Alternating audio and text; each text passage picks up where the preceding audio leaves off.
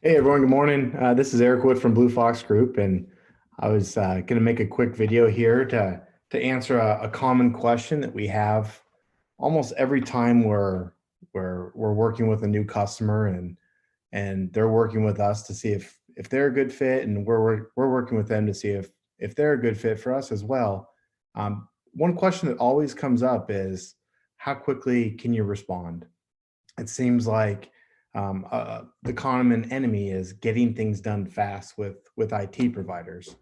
So here I am. I'm going to share some information about how we handle support tickets, what our response looks like, and I'm going to answer the question simply first, and then I'm going to go into detail. So here we go.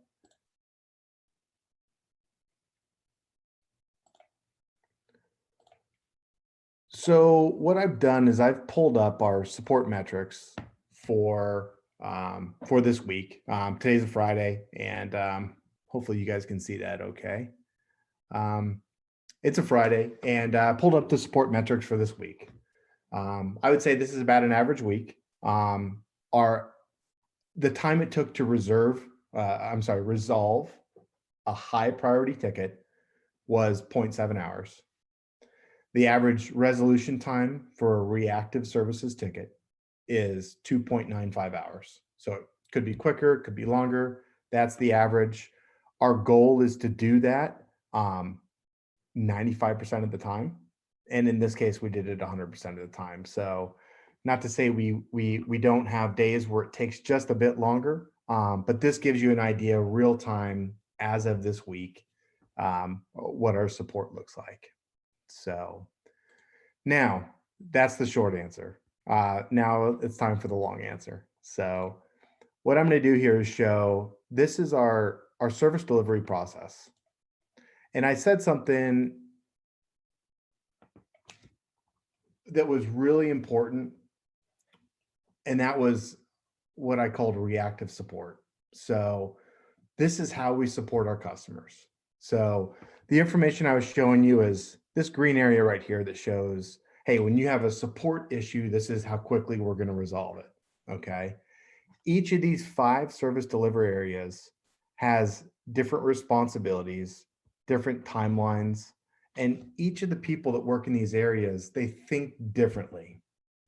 So the person who works in support, their goal is to take something that needs to be done right away, resolve it right away, and move on to the next critical issue that comes through.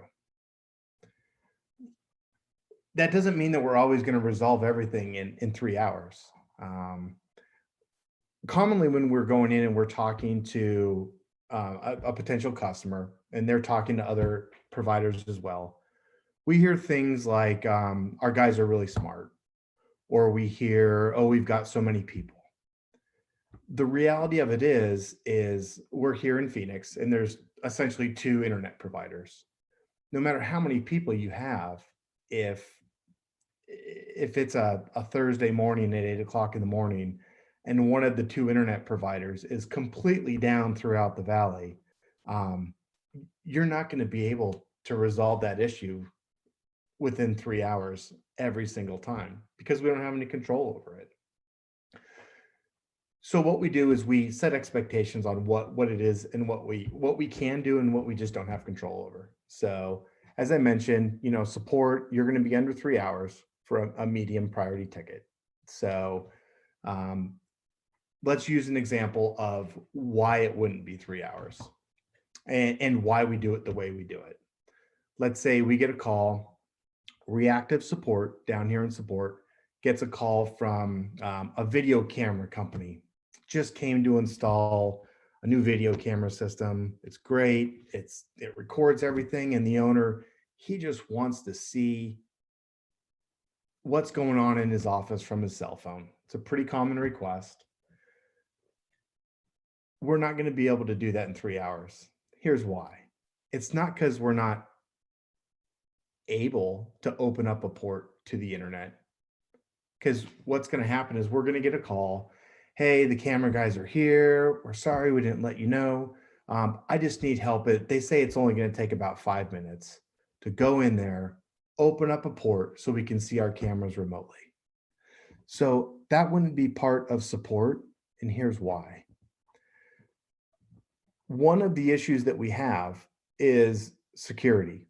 And one of the most difficult conversations we have with our customers is if something were to happen, the conversation usually goes back to, you don't understand, it can't be down, we can't have this happen again. And we would rather have that conversation now than later. So this team doesn't have a documented process on how to set up every different type of camera system. They don't understand the way every piece of equipment works. So in that case, this would go to the network administration team so we can set it up. So what the network administration team would do is they would likely ask for to come back and make a plan. So tell us what you're trying to do, tell us why you're trying to do it. And we may come back and say, you know what, we can open up that port. We can do it really fast, but we're not doing you any favors because they could come into the camera system and get into other pieces of your network. Maybe there's compliance that would not allow that. Maybe that could be credit cards, that could be healthcare compliance, that could be NIST compliance. So what we want to do when we open up that port is we want to open it our company way, the best way we can do it. So that may mean we may have to come back and change the design. Maybe we make a separate network, for example, just for the cameras. So if something were to happen with the cameras, it only affects the camera network. Now, we don't want to do that. We're not suggesting to port forward, but these are the kind of questions that can't be done in 3 hours because we have to talk through it. Now, using that same example, I'm going to add the virtual CIO into this. The virtual CIO's responsibility is to talk about risks, talk about rewards, and talk about budgets. So in a perfect world, the virtual CIO would have already known that camera system was going to be installed, already knows about the known risks. And maybe that virtual CIO would come back and say, hey, listen, just let us know before the camera guy gets out there. We want to have this ready for him. We're going to separate a little piece of the network so that we don't put your business at risk. By the way, there's also other types of camera systems that don't allow us to have this vulnerability by doing port forwarding.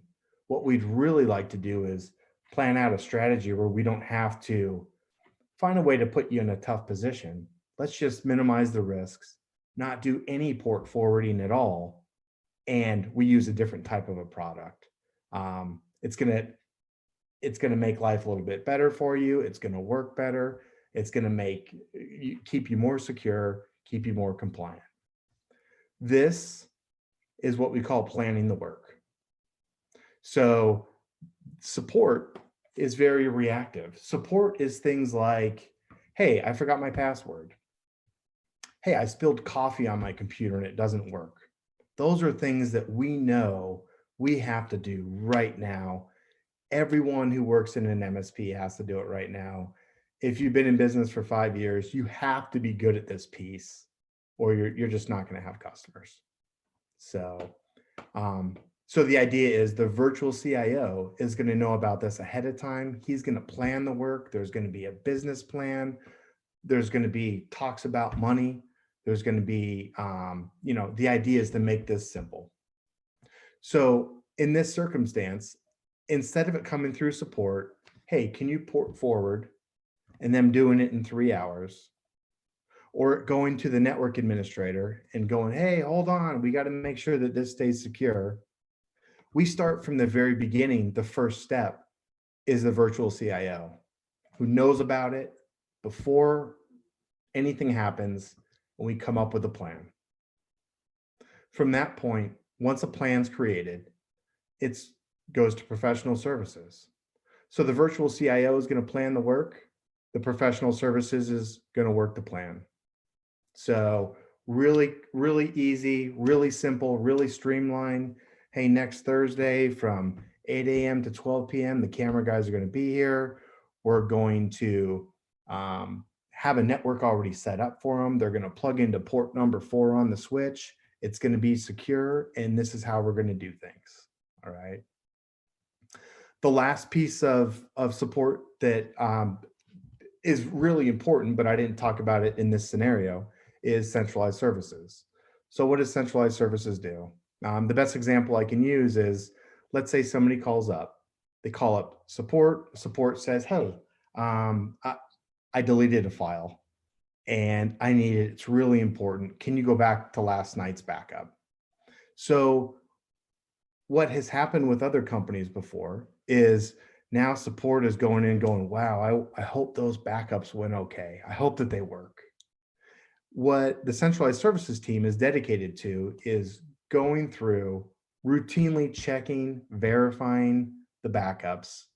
So when the support team comes and gets a ticket like that, they can do it really, really quick. And they know that it's been recently tested. If you haven't had a file restored in 5 years and you haven't tested it, the reality of it is that those backups may not be good for 5 years. You just don't know unless you regularly schedule them for testing. So centralized services, monitoring, patch management, really all the basics that any MSP is going to do.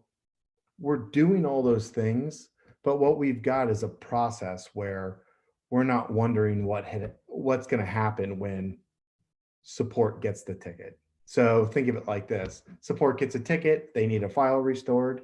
Oh shoot, we just realized the backups weren't working. Let's go in there and try to find another way to restore this. Well, that's definitely going to take more than 3 hours.